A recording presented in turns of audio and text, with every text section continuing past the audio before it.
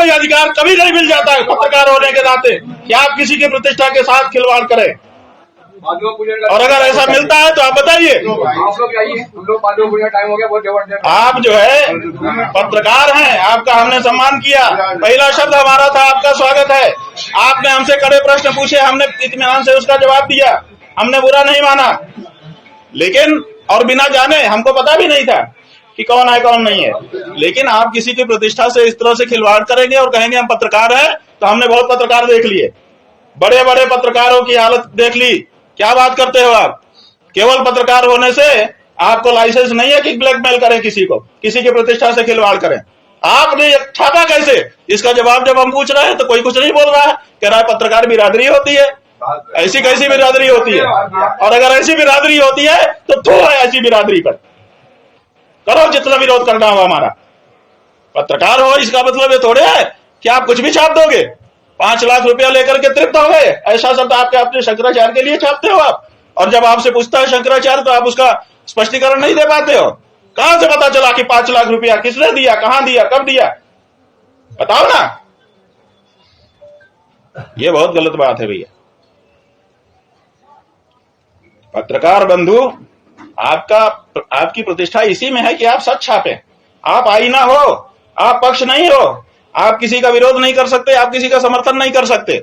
आप आईने की तरह जो है उसी को दिखाओ, तब तो आप पत्रकार हो। और अगर आप पक्ष विपक्ष लेते हो तो आप पत्रकार नहीं हो, आप कुछ और हो। इसलिए पत्रकार होने का पहले संकल्प करना पड़ता है कि मैं पत्रकार हूं, मैं आईने की तरह रहूंगा, जो सच होगा वो दिखा दूंगा। उसमें भी विचार करूंगा कि समाज में कोई विक्षोभ ना उत्पन्न हो जाए, उतना विचार करते हुए मैं सच को दिखाऊंगा। ये आपका कर्तव्य है। तो आपको अपने कर्तव्य पर रहना होगा, तभी आपका सम्मान कोई भी कर सकेगा, हम भी कर सकेंगे। और अगर इस तरह की लाइन कोई छापेगा और अगर हम उससे पूछेंगे तो वो कहेगा कि मैं बहिष्कार करता हूं, और कोई अगर खड़ा होकर के कहेगा कि मैं 15 दिन पहले मैंने कहा था, कहते हो हिंदू कौन होता है, हिंदुओं के पास क्या शक्ति है, मुझे देहरादून से जाने दो, फिर क्या होता है।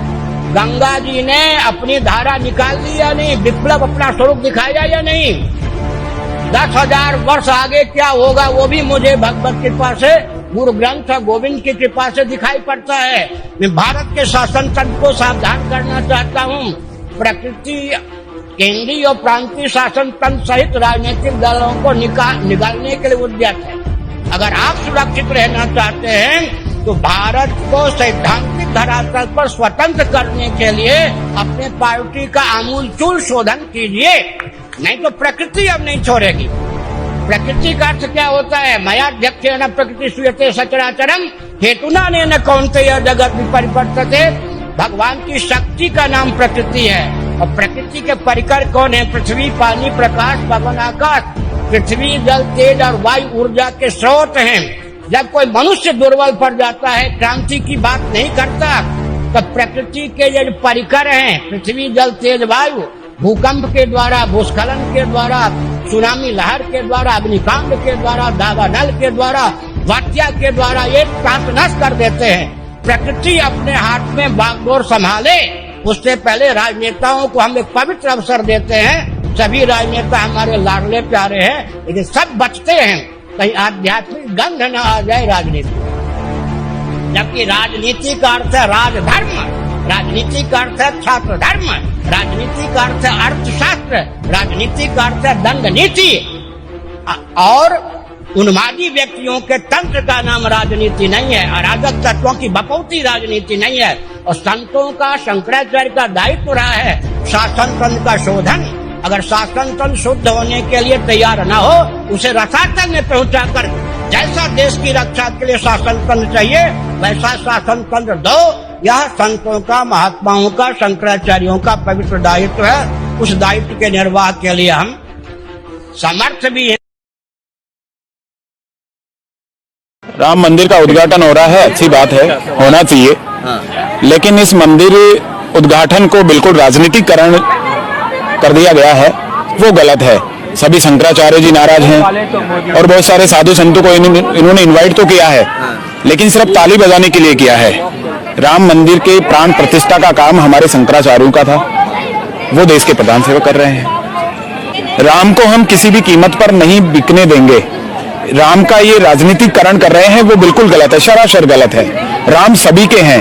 राम किसी एक व्यक्ति का राम नहीं है, किसी एक पार्टी का राम नहीं है। राम सभी के हैं। राम को हम मानते हैं, राम के हम उपासक हैं, राम के हम सेवक हैं।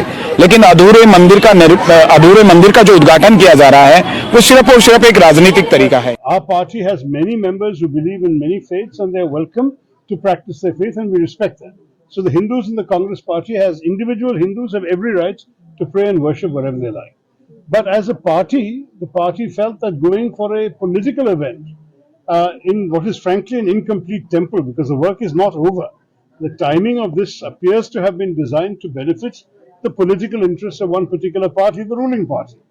And therefore, whether we should participate in it became a political choice as well, not just a personal choice. I go to temples, but I go to pray. I don't go to participate in a political event. And that logic, I think, is perfectly understandable and people should understand it. Four of the Shankaracharyas have announced that they're not going either. Are they going to be declared to be anti-Hindu when they're the custodians of the Hindu faith? हमारे channel के साथ जुड़ने के लिए subscribe करें और bell notification दबाना ना भूलें।